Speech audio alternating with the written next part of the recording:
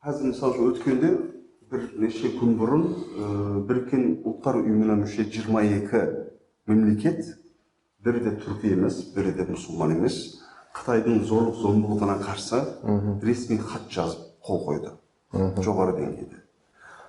Ең өкініштісі, оның ішінде Түркия мен Қазақстан және басқа да түркі мемлекеттер жоқ.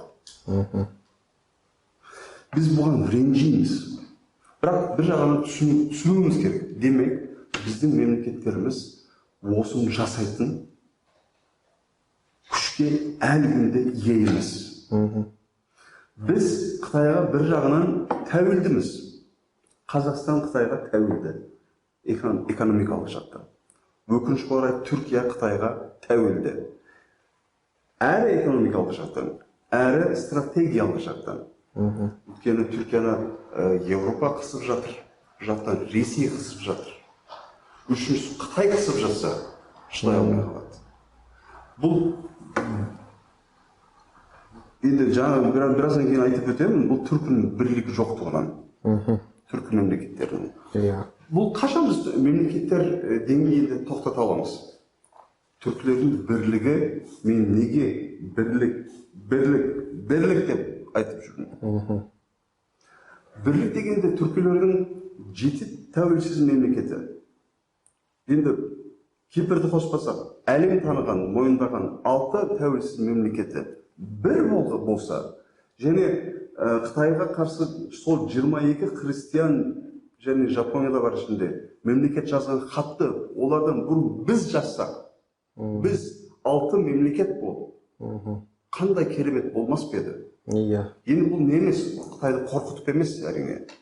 Қытай, сен бүйтпесең бүйтеміз дегенде емес.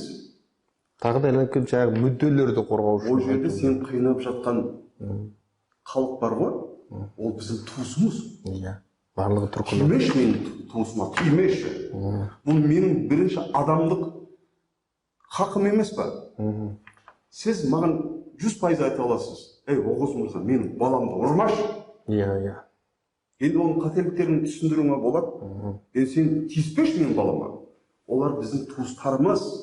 Кейде санасы жетіспеген адамдар айтады, оғыз сенің не шаруаң бар? Сол жерде тұрып жатқан халық. Олар менің туысым, қалай не шаруам бар? Олар менің туысым, менің ұлтым, менің халқым. Мен өзімді білгеннен бері деп айтпай қойын, 12 жасымнан бері осы Шығыс Түркістан деп аталатын Қытайдың қыспағындағы қандастарды мен қолдап, сол туралы мақалалар жазып, мынандай кітаптар жазып, аударып жүрген адаммын. Әрине менің жеке адам ретінде олардың құқықтарын қорғауға хақым бар.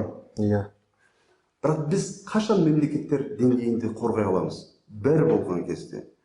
Түркілердің бірлігі тек қана армиялық бірлік емес, тек қана қаржылық, экономикалық бірлік емес. Көрдіңіз ба? Саяси жақтан да бір болып жүре алатын күндер керек бізге, ондай жағдай керек бізге.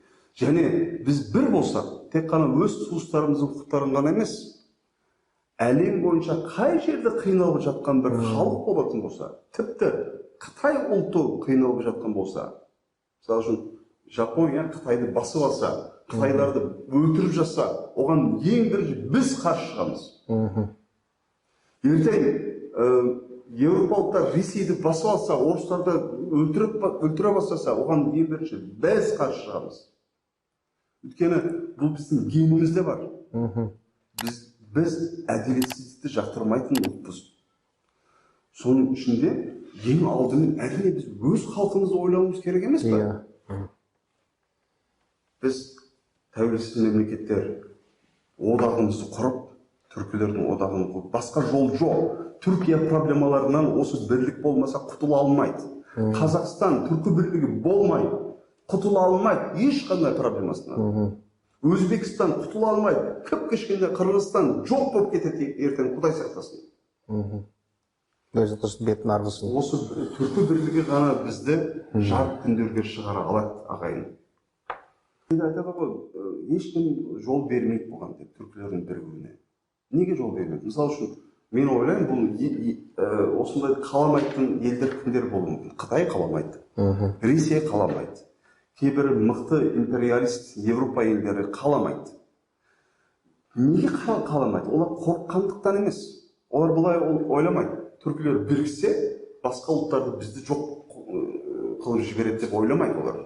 Олар мынаны жақсы біледі да, біздің ата-бабаларымыз олар жақсы таниды. Біз әділетсіздікке жол бермейміз. Біз күшті болсақ, біз мықты болсақ, біз әлем бойынша бейбітшілікке зиян келтіретін еш нәрсеге біз жол бермейміз. Бұны жақсы біледі. Бірақ өздерінің зорлық-зомбылық саясаттары бітеді сол кезде. Өздерінің ұрлықтары, біздің түркі мемлекеттерінде тасып жатқан, немесе Африкадан, кедей елдерден, араб елдерінен тасып жатқан байлықты, ұрлап жатқан байлықтарын біз тоқтатамыз. Ұру еш уақытта тура жолда жүретін адамдарды жақсы көрмейді. Өйткені егер әділеттілік орнаса, ол ұрлық жасай алмайды. Қаншер адам өлтіре алмаса, тыныш таппайды. Оны тоқтататын күш келгенде, әрине олардың бір болуын қаламайды.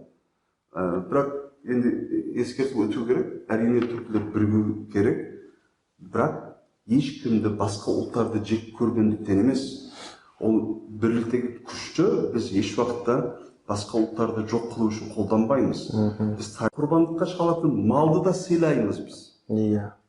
Ол бізге керек қой, оны біз жеуіміз керек. Бірақ біз табиғаттың баласымыз, даланың баласымыз. Даладағы аңды ату үшін де оның келісін атпай, ең қажетті, керекті, ертең күні өсіп өруіне зияны тимейтіндерін ғана атып жеп, табиғатты қалай сақтауды қалыптастырған, мәдениетті қалыптастырған, табиғат дүниесін сақтауды қалыптастырған.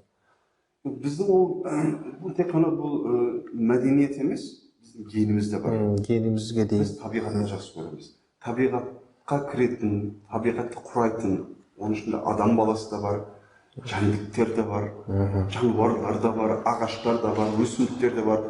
Біз бәрінің ортақ мүддесі үшін жаралған халықпыз. Әлем, Мұстафа Ататүрк бір сөзінде солай деп айтады, мен түркі бірлігін көремін, оған сенемін дейді. Және дейді, түркілер біріккенде әлем жарықтық не екенін сол кезде көреді. Күннің жарығын сол кезде көреді дейді. Қараңыз, сондай үлкен президент, құтқарушы, көшбасшы былай айтпайды.